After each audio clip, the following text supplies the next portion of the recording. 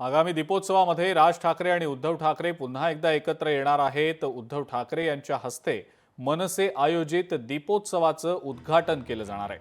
17 ऑक्टोबरला संध्याकाळी 6:30 वाजता या कार्यक्रमाचं आयोजन करण्यात आलेलं आहे आणि या कार्यक्रमाचं उद्घाटन हे उद्धव ठाकरे यांच्या हस्ते यंदाच्या वर्षी केलं जाणार आहे।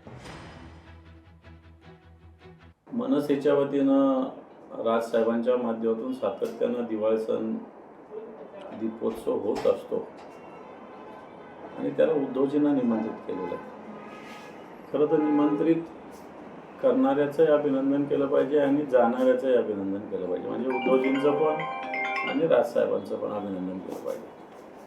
आणि दिवाळी सण मला असं वाटतं हा आनंद द्विगुणित करण्याचा आहे। आणि ज्यावेळेस हा दिवाळी सण हे दोन भाऊ मिळून एकमेकांच्या कार्यक्रमात जाऊन करत असतील तर मला असं वाटतं मराठी माणसाच्या दृष्टीनं तर अतिशय महत्त्वाचा आहे। हा आनंद आणखी दिवाळीचा द्विगुणित करणार आहे। हे आमच्या दीपोत्सवाचं 13वं पर्व आहे। मागील 13 वर्ष आम्ही हे करतो। 13 वर्षात आम्ही विविध क्षेत्रातील अनेक मान्यवरांना उद्घाटन प्रसंगी बोलवलेलं आहे।